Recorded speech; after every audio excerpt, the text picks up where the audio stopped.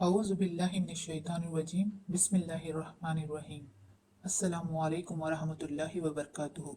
मुसलमान आम इंसानों की तरह एक ज़ाबिते की तहत दुनिया में आता है और उसी ज़ाबिते की तहत आम इंसानों की तरह दुनिया से जाता है। इसके जिस्म के अज़ा कमजोरियां रखती हैं जो आम इंसान कमजोरियां रखते हैं। बीमार भी होता है, सेहतमंद भी होता है, उसको जिंदगी भी मिलती है और मौत भी तारी होती है।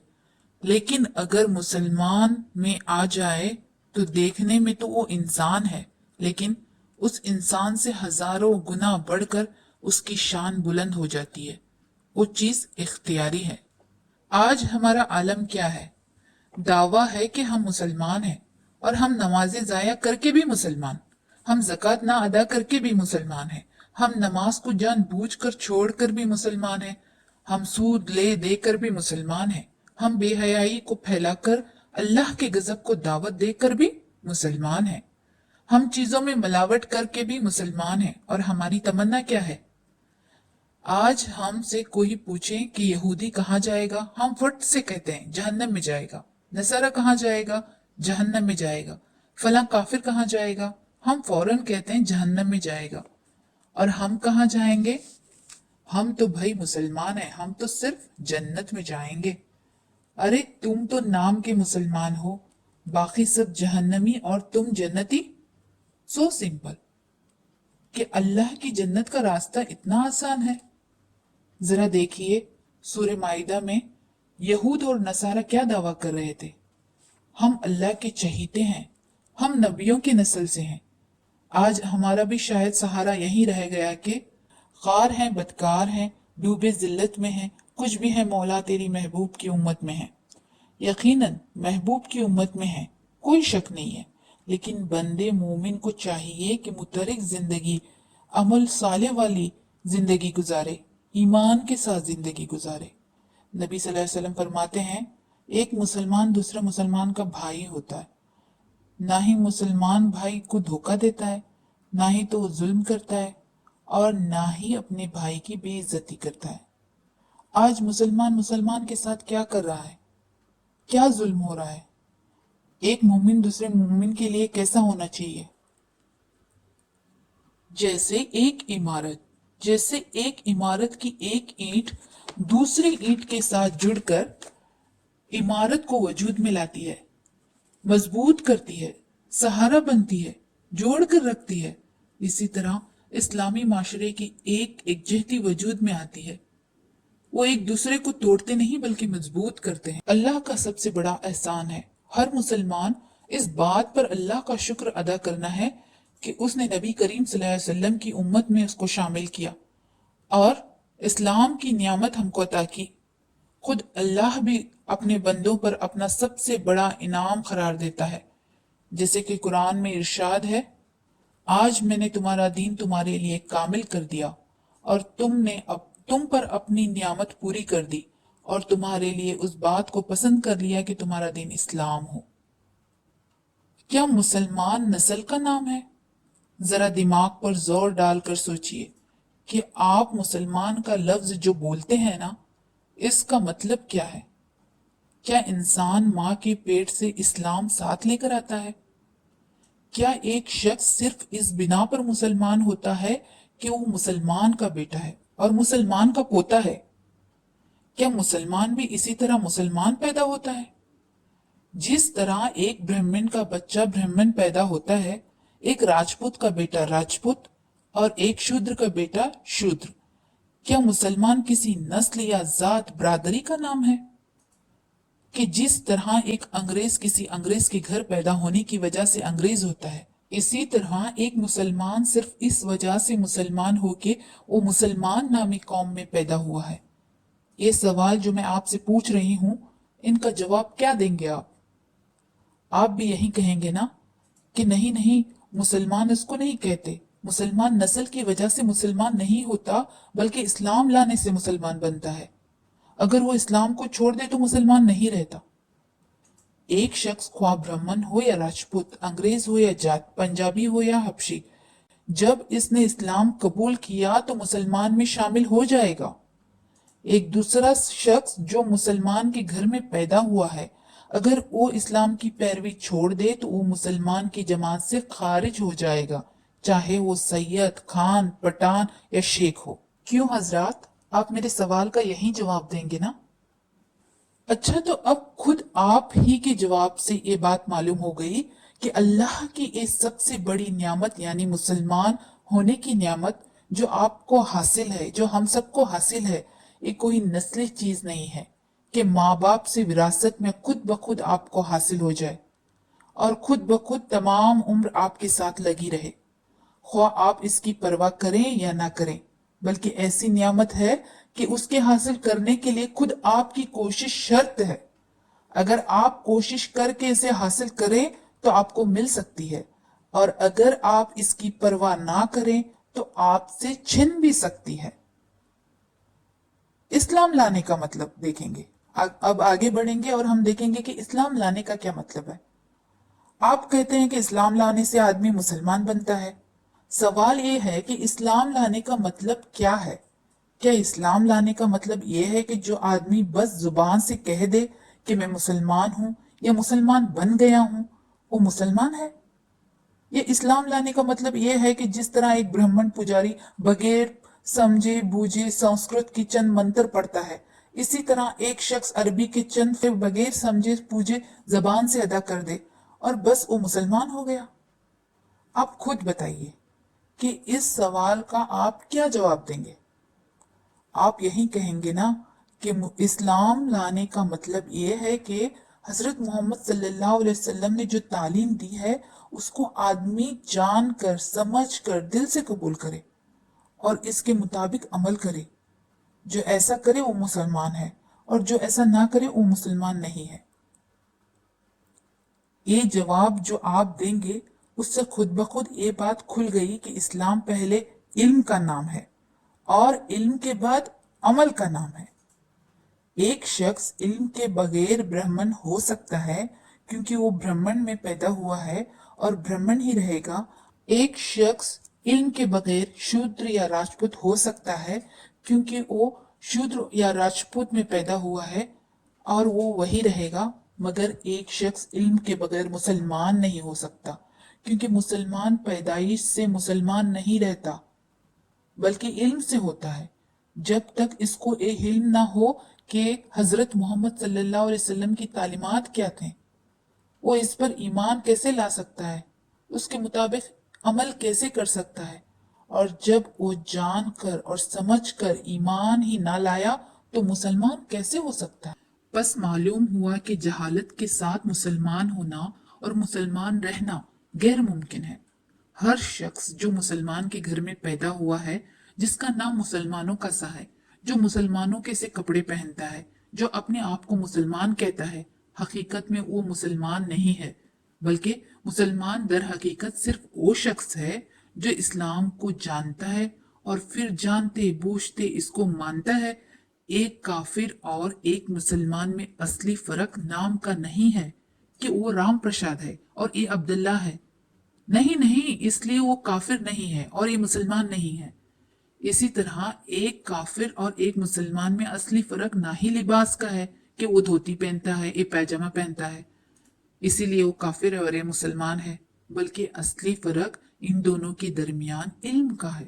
وہ کافر اس لیے ہے کہ وہ نہیں جانتا کہ خداوند عالم کا اس سے اور اس کا خداوند عالم سے کیا تعلق ہے اور خالق کی مرضی کے مطابق دنیا میں زندگی بسر کرنے کا سیدھا راستہ کیا ہے۔ اگر یہی حال ایک مسلمان کے بچے کا بھی ہو تو بتاؤ کہ اس میں اور ایک کافر میں کس چیز کی بنا پر فرق کرتے ہو اور کیوں کہتے ہو کہ تو کافر ہے اور یہ مسلمان ہے؟ اللہ کا سب سے بڑا احسان ہے، ہر مسلمان اس بات پر خدا کا شکر ادا کرتا ہے۔ حضرات، یہ بات جو کہہ رہی ہوں اس کو ذرا کان لگا کر سنیے اور ٹھنڈے دل سے اس پر غور کیجیے۔ آپ کو خوب اچھی طرح سمجھ لینا چاہیے کہ اللہ کی سب سے بڑی نعمت جس پر آپ شکر اور احسان مندی کا اظہار کرتے ہیں، اس کا حاصل ہونا اور نہ حاصل ہونا دونوں باتیں علم پر موقوف ہیں۔ اگر علم نہ ہو تو یہ نعمت آدمی کو حاصل ہی نہیں ہو سکتی، اور اگر تھوڑی بہت حاصل بھی ہو جائے تو جہالت کی بنا پر ہر وقت ایک خطرہ ہے کہ عظیم الشان نعمت اس کے ہاتھ سے چلی جائے گی۔ محض نادانی کی بنا پر وہ اپنے نزدیک یہ سمجھتا رہے گا کہ میں ابھی تک مسلمان ہوں، حالانکہ در حقیقت وہ مسلمان نہ ہوگا۔ جو شخص یہ جانتا ہی نہ ہو کہ اسلام اور کفر میں کیا فرق ہے اور اسلام اور شرک میں کیا امتیاز ہے، اس کی مثال تو بالکل ایسی ہے جیسے کوئی شخص اندھیرے میں ایک طرف چل رہا ہے۔ ہو سکتا ہے کہ سیدھی لکیر پر چلتے چلتے خود اس کے قدم کسی دوسرے راستے کی طرف مڑ جائیں اور اس کو خبر بھی نہ ہو کہ میں سیدھی راہ سے ہٹ گیا ہوں۔ اور یہ بھی ہو سکتا ہے کہ راستے میں کوئی دجال کھڑا ہوا مل جائے اور اس سے کہے کہ ارے میاں، تم اندھیرے میں راستہ بھول گئے ہو، آؤ میں تمہیں منزل تک پہنچا دوں۔ بیچارہ اندھیرے کا مسافر خود اپنی آنکھوں سے نہیں دیکھ سکتا کہ راستہ کہاں کون سا ہے، کہاں جاتا ہے، اس لیے نادانی کے ساتھ اپنا ہاتھ اس دجال کے ہاتھ میں دے دے گا اور وہ اس کو بھٹکا کر کہیں سے کہیں لے جائے گا۔ یہ خطرات اس شخص کو اسی لیے تو پیش آتے ہیں کہ اس کے پاس خود کو ہی روشنی نہیں ہے اور وہ خود اپنے راستے کے نشانات کو نہیں دیکھ سکتا۔ اگر اس کے پاس روشنی موجود ہو تو ظاہر ہے کہ نہ وہ راستہ بھولے گا اور نہ کوئی دوسرا اس کو بھٹکا سکے گا۔ بس اسی پر قیاس کر لیجئے کہ مسلمان کے لیے سب سے بڑا خطرہ اگر کوئی ہے تو یہی کہ وہ خود اسلام کی تعلیم سے ناواقف ہو، خود یہ نہ جانتا ہو کہ قرآن کیا سکھاتا ہے اور حضور صلی اللہ علیہ وسلم نے کیا ہدایت دی ہے۔ اس جہالت کی وجہ سے وہ خود بھی بھٹک سکتا ہے اور دوسرے دجال بھی اس کو بھٹکا سکتے ہیں۔ لیکن اگر اس کے پاس علم کی روشنی ہو تو وہ زندگی کے ہر قدم پر اسلام کے سیدھے راستے کو دیکھ سکے گا، ہر قدم پر کفر اور شرک اور گمراہی، فسق و فجور کے جو ٹیڑھے راستے بیچ میں آئیں گے اس کو پہچان کر اس سے بچ سکے گا، اور جو کوئی راستے میں اس کو بہکانے والا ملے گا تو اس کی دو چار باتیں ہی سن کر وہ خود سمجھ جائے گا کہ یہ بہکانے والا آدمی ہے، اس کی پیروی نہ کرنی چاہیے۔ ذرا غور کریں، یہ علم جس کی ضرورت میں آپ سے بیان کر رہی ہوں، اس پر تمہارے اور تمہاری اولاد کے مسلمان رہنے کا انحصار ہے۔ یہ کوئی معمولی چیز نہیں ہے کہ اس کی بے پرواہی کی جائے۔ تم اپنی کھیتی باڑی کے کام میں غفلت نہیں کرتے، اپنی زراعت کو پانی دینے اور اپنی فصلوں کو حفاظت کرنے میں غفلت نہیں کرتے، اپنے مویشیوں کو چارہ دینے میں غفلت نہیں کرتے، اپنے پیشے کے کاموں میں غفلت نہیں کرتے، محض اس لیے کہ اگر غفلت کرو گے تو بھوکے مر جاؤ گے اور جان جیسی عزیز چیز ضائع ہو جائے گی۔ پھر مجھے بتاؤ کہ اس دینی علم حاصل کرنے میں کیوں غفلت کر، جس پر تمہارے مسلمان بننے اور مسلمان رہنے کا دار و مدار ہے؟ کیا اس میں ایک خطرہ نہیں کہ ایمان جیسی عزیز چیز ضائع ہو جائے گی؟ کیا ایمان جان سے زیادہ عزیز چیز نہیں ہے؟ تم جان کی حفاظت کرنے والی چیزوں کے لیے جتنا وقت اور جتنی محنت صرف کرتے ہو نا، اس وقت اور محنت کا 10واں حصہ زیادہ نہیں، 10واں حصہ بھی ایمان کی حفاظت کرنے والی چیزوں کے لیے صرف نہیں کر سکتے۔ میں تم سے یہ نہیں کہتی کہ تم میں سے ہر شخص مولوی بنے، بڑی بڑی کتابیں پڑھے، اپنی عمر کے 10-12 سال پڑھنے میں صرف کر دے۔ مسلمان بننے کے لیے اتنا پڑھنے کی ضرورت نہیں ہے۔ میں صرف یہ چاہتی ہوں کہ تم میں سے ہر شخص رات و دن کے 24 گھنٹوں میں صرف 1 گھنٹہ دین سیکھنے میں صرف کرے۔ کم از کم اتنا علم ہر مسلمان بچے، بوڑھے اور جوان کو حاصل ہونا چاہیے کہ قرآن جس مقصد کے لیے اور جو تعلیم لے کر آیا ہے وہ کیا تعلیمات ہیں۔ صرف اتنا جان لے کہ وہ کیا ہدایت دیتا ہے، اس میں کیا ہدایت ہے، ہمارے لیے کیا چیز ہے۔ نبی صلی اللہ علیہ وسلم نے جس چیز کو مٹھانے کے لیے اور اس کی جگہ جو چیز قائم کرنے کے لیے تشریف لائے تھے اس کو خوب پہچان لے اور اس خاص طریقے زندگی سے واقف ہو جائیں جو اللہ تعالیٰ نے مسلمانوں کے لیے مقرر کیے۔ کم از کم اتنا علم ہر مسلمان بچے اور بوڑھے اور جوان کو حاصل ہونا چاہیے کہ قرآن جس مقصد کے لیے اور جو تعلیم لے کر آیا ہے اس کو جان لیں۔ نبی صلی اللہ علیہ وسلم جس چیز کو مٹھانے کے لیے اور اس کی جگہ جو چیز قائم کرنے کے لیے تشریف لائے تھے اس کو خوب پہچان لے اور اس خاص طریقے زندگی سے واقف ہو جائیں جو اللہ تعالیٰ نے مسلمانوں کے لیے مقرر کیا ہے۔ اتنے علم کے لیے کچھ بہت زیادہ وقت کی ضرورت نہیں ہوتی۔ 24 گھنٹے ایک دن میں ہوتے ہیں، 24 گھنٹے، اس میں آپ کتنے گھنٹے کھانے کے لیے، کتنے گھنٹے سونے کے لیے، کتنے گھنٹے اپنے کاموں کے لیے استعمال کرتے ہو، اس میں سے صرف 1 گھنٹہ۔ اتنے علم کے لیے کچھ بہت زیادہ وقت کی ضرورت نہیں ہوتی۔ اگر ایمان عزیز ہونا تو اس کے لیے 1 گھنٹہ ضرور نکالنا کچھ مشکل بات نہیں ہے۔ اللہ نے دین کو بہت آسان بنایا ہے۔ جو ڈگریاں حاصل کرنے کے لیے، بڑے بڑے عہدے ملنے کے لیے بڑی بڑی قربانیاں، موٹے موٹے رقم ادا کر کے، رات بھر جاگ کر، پوری محنت لگن سے جو مقام پر پہنچ گئے ہو نا، یہ اللہ کا ہم سب پر بڑا احسان ہے۔ جب اتنی بڑی بڑی بھاری کتابیں، مختلف زبانوں کی کتابیں پڑھنے میں ہمیں کوئی گلا شکوہ نہیں ہے، تو 30 پاروں کا قرآن پڑھنے اور سمجھنے، جس میں اللہ نے ہدایت دی اور زندگی گزارنے کے طریقے اور زندگی کو آسان بنانے کی جو باتیں بتائی ہیں، جو ابھی آپ کے کمروں کی الماریوں میں بڑی جتن سے رکھا ہوا ہے، کیا اس کے لیے ہمارے پاس ٹائم نہیں ہے؟ اور ہم مسلمان ہیں، بے شک۔ اگر ایسا ہے، اگر ہم دینی علم حاصل نہ کریں تو بس نام کے مسلمان رہ جائیں گے۔ پھر ہم اپنے آپ سے سوال کرنے پر مجبور ہو جائیں گے کہ ہم کیسے مسلمان ہیں یا رب؟ ایک ایسے مسلمان ہیں یا رب جو دین کی عظمت بھول گئے، کلمہ تو زبانی یاد رہا، کلمے کی حقیقت بھول گئے، ایمان کا سارا سرمایہ دنیا کی طلب میں چھوڑ دیا، تقدیر کا رونا روتے ہیں، اللہ کی رحمت بھول گئے۔ ایک ایسے مسلمان ہیں یا رب جو دین کی عظمت بھول گئے، کردار کے غازی پہلے تھے، اب صرف زباں کے غازی ہیں، دنیا کی محبت میں ہے لگن، خالق کی محبت بھول گئے، دنیا کی محبت میں ہے لگن، خالق کی محبت بھول گئے۔ ایک ایسے مسلمان ہیں یا رب جو دین کی عظمت بھول گئے۔ تم اونچے محل میں سوتے ہو، کیوں اللہ کی یاد سے غافل ہوتے ہو؟ کیوں عمر کو غفلت میں کھوتے ہو؟ کیا موت کا آنا بھول گئے؟ ایک ایسے مسلمان ہیں یا رب جو دین کی عظمت بھول گئے۔